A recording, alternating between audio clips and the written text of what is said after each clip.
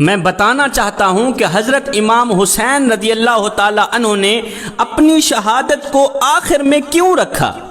اس لیے کہ آپ کو پتہ تھا، آپ جانتے تھے کہ میرے شہید ہونے کے بعد کوئی بھی شہید نہیں ہوگا، میرے شہید ہونے کے بعد کوئی بھی شہید نہیں ہوگا۔ تاریخ گواہ ہے کہ حضرت امام حسین کی شہادت کے بعد کوئی بھی شہید نہیں ہوا۔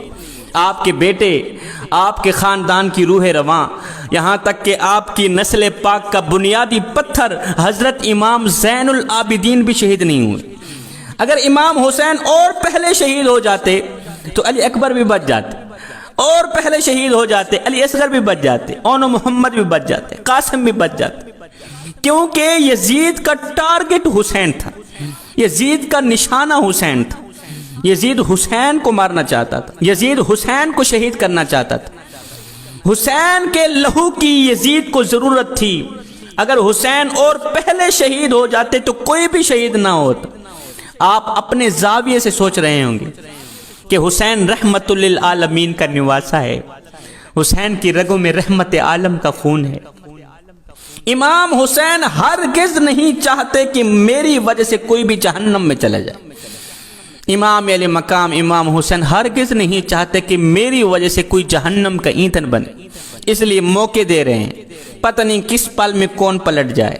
اپنی شہادت کو آخر میں رکھ کر موقع دے رہے ہیں، کیونکہ آپ کو وہ تاریخ یاد تھی نا کہ جب حضرت عمر فاروق رضی اللہ تعالی عنہ نے تلوار اٹھائی، گھر سے باہر نکلے، کس کو مارنے جا رہے ہیں؟ میرے نبی کو قتل کرنے جا رہے ہیں، میرے نبی کو شہید کرنے جا رہے ہیں۔ آ کر دستک دی، ادھر سے میرے نبی نے دروازہ کھولا، ادھر سے میرے نبی نے دروازہ کھولا، ادھر سے عمر کے دل کا دروازہ کھل گیا۔ جو مارنے کے لیے آیا تھا خود حضور کے قدموں پہ مر مٹنے کے لیے تیار ہو بیٹھا، خود آقا کے قدموں پہ مٹنے کے لیے تیار ہو بیٹھا۔ پتہ نہیں کس پل میں کون پلٹ جائے، کوئی بھی لمحہ کسی کے ذہن کو بدل دے۔ امام حسین نے فرمایا، یزیدیو، اگر تمہاری غداری اور بے وفائی کو اہل بیت کا خون چاہیے، اگر تم ہمارے خون کے پیاسے ہو، اگر تمہاری تلوار کی نوک کو اہل بیت کا لہو چاہیے، خون چاہیے، تو لو میں تمہیں علی اکبر دیتا ہوں، لو میں تمہیں علی اصغر دیتا ہوں۔ اگر تم ہمارے خون کے ہی پیاسے ہو تو لو میں تمہیں اون محمد دیتا ہوں، میں تمہیں قاسم دیتا ہوں۔ اگر تمہاری تلواریں ان سے اپنی پیاس بجھا کے خاموش ہو جائیں تو پھر مجھے مارنے میں جلدی مت کرنا، مجھے مارنے میں جلدی مت کرنا، اس لیے کہ جو علی اکبر کا قاتل ہے وہ قاتل مومن ہے، اس لیے کہ جو علی اصغر کا قاتل ہے وہ قاتل مومن ہے، جو اون محمد کا قاتل ہے وہ قاتل مومن ہے۔ مگر سنو، حسین کا قاتل قاتل مومن نہیں، حسین کا قاتل قاتل دین ہے۔ جس نے حسین کو قتل کیا اس نے حسین کو قتل نہیں، اس نے دین کو قتل کیا۔ قیامت کے دن اگر میں چاہوں علی اکبر کے قاتل کو بخشوا سکتا ہوں، اصغر کے قاتل کو بخشوا سکتا ہوں، اون محمد کے قاتلوں کو بخشوا سکتا ہوں، مگر میں حسین ہوں، مجھے مارنے والا دین کا قاتل بن جائے گا، اور قیامت کے دن دین کے قاتل کو میں ہرگز نہیں بخشوا سکوں گا۔ وہ اپنے لیے بخشش کے دروازے بند نہ کرو، مجھے مارنے میں جلدی مت کرو۔ میں قربان جاؤں حسین تیرے نام پر، قربان جاؤں حسین تیری شخصیت پر۔ دشمن پر بھی رحمت کی نظر، حق کی طرف لوٹنے کے مواقع یہ صرف علی کا لال ہی دے سکتا ہے۔ جب حضرت امام حسین رضی اللہ تعالی عنہ میدان کربلا میں جا رہے تھے، میدان میں جانے سے پہلے آپ نے اپنی پیاری بہن سیدہ زینب سے جب آخری ملاقات کی تو آپ کا انداز یہ تھا کہ جب ملاقات کرنے لگے تو آپ نے بہن کی کلائی چومی، سیدہ زینب رضی اللہ تعالی عنہا کی کلائی چومی، اور سیدہ زینب نے اپنے بھائی حضرت امام حسین کا پہلے گلا چوما، پھر زلفوں کو بوسہ دیا، پہلے گلے کو بوسہ دیا، پھر زلفوں کو بوسہ دیا۔ امام حسین رضی اللہ تعالی عنہ نے پوچھ لیا، بہن آج تو آپ معمول کے خلاف ہی کام کر رہی ہیں، خلاف معمول کام ہو رہا ہے۔ پہلے آتا تھا آپ میری پیشانی چومتی تھی، آج آپ نے پہلے میرے گلے کو چوما، پھر میری زلفوں کا بوسہ دیا، آخر وجہ کیا ہے؟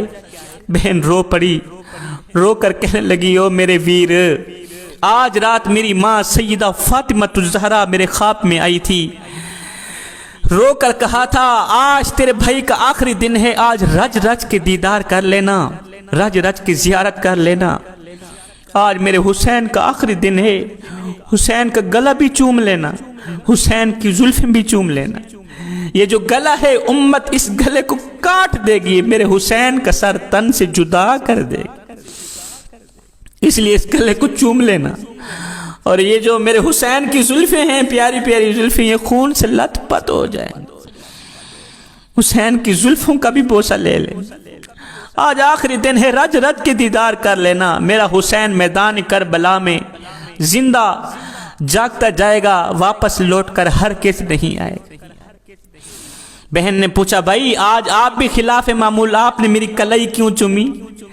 کہا وہی ماں سیدہ فاطمہ الزہرا میرے خواب میں آئی، کہنے لگی تیری بہنوں کو ہاتھ کڑیاں لگ جائیں گی، ان کو کہنا صبر کا دامن نہ چھوڑنا، صبر کا دامن کبھی نہ چھوڑنا، اللہ تعالیٰ صبر کرنے والوں کے ساتھ ہوتا ہے، اللہ تعالیٰ کو اپنے قریب پانا، اپنے ساتھ پانا، صبر کا دامن نہ چھوڑنا۔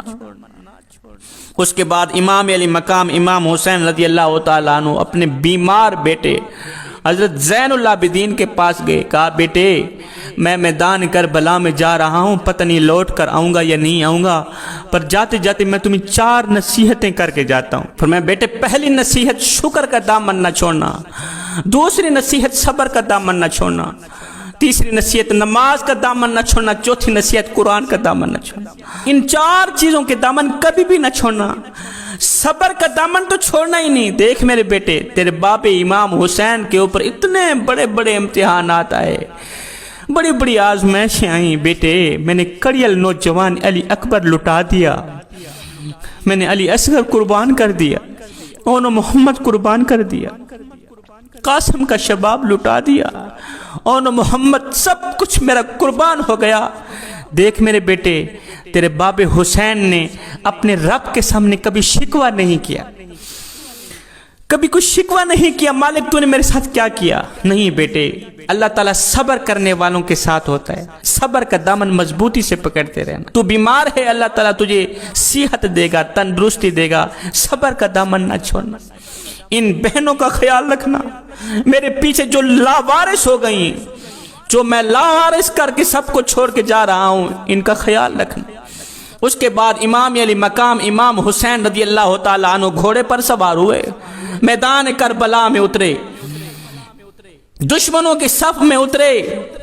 امام حسین رضی اللہ تعالیٰ عنہ نے نیام سے تلوار باہر نکالی، ہوا میں لہرائی، ایسے لگ رہا تھا جسے آسمان کے سارے تارے تلوار میں سما گئے، ایسے لگ رہا تھا جیسے حیدر کرار کا بازو حسین کے بازو میں سما گیا، ایسے لگ رہا تھا جیسے صدیق کی صداقت، فاروق کی عدالت، عثمان کی سخاوت حسین کے سروں پہ پہرا دے رہی ہو۔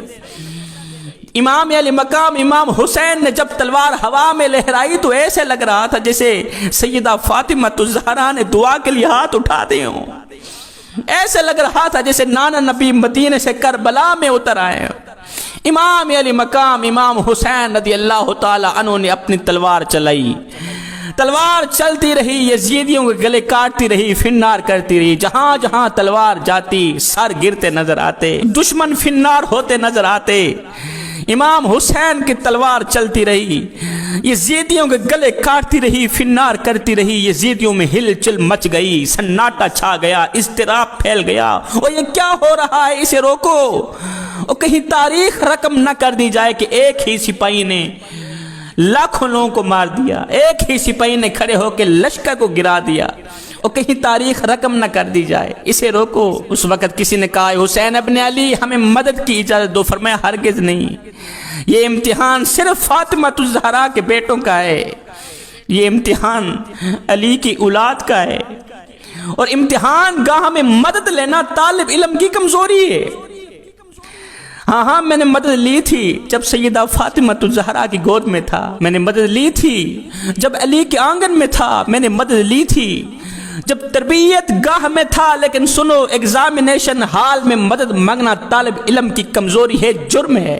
پتہ چلا کہ امام حسین اس وقت درس گاہ میں نہیں تھے، امتحان گاہ میں تھے، اور بتا رہے تھے، دکھا رہے تھے، لوگوں دیکھو جس طرح نان نبی نے مجھے بنایا تھا میں بن چکا ہوں، سیدہ فاطمہ الزہرا اور علی نے جس طرح مجھے سنوارا تھا میں سنور چکا ہوں۔